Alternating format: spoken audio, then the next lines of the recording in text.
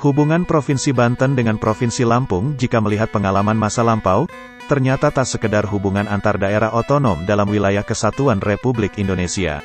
Hubungan Banten dengan Lampung dibentuk oleh perjalanan sejarah layaknya saudara kandung yang saling melengkapi dan saling mendukung.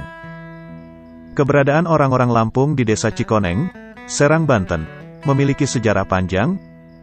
Cerita keberadaan mereka secara turun-temurun diwariskan hingga ke anak cucu. Desa Cikoneng masuk ke dalam Kecamatan Anyer, sebuah kawasan wisata yang setiap akhir pekan ramai dikunjungi para pelancong. Namun, ada sekelumit cerita mengenai keberadaan orang-orang Lampung di Cikoneng.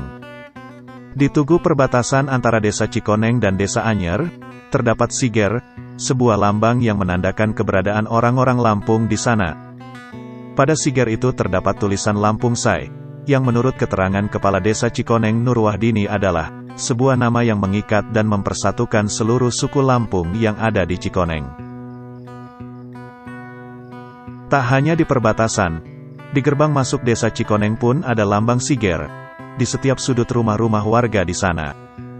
Saat memasuki Cikoneng, karakteristik Lampung melekat di sana, mulai dari bahasa hingga adat istiadatnya.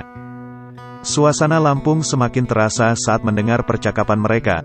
Dalam kesehariannya, masyarakat di Desa Cikoneng khususnya di 4 kampung yakni Cikoneng, Tegal, Bojong, dan Salatuhur menggunakan bahasa Lampung.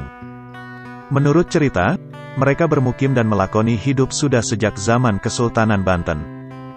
Persahabatan Lampung dan Banten sudah terjalin berabad-abad lalu saat Kesultanan Banten dipimpin Sultan Maulana Hasanuddin.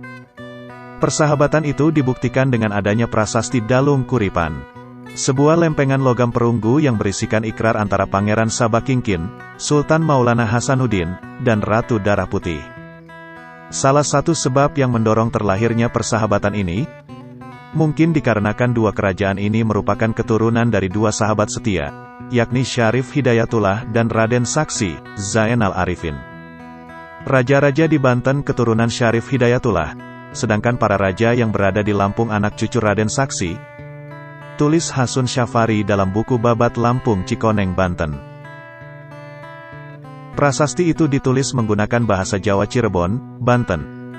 Jika diterjemahkan, salah satu paragrafnya berbunyi, perempuan Banten kalau dipaksa orang Lampung, belum suka yang bersangkutan Lampung kena upat atau kualat.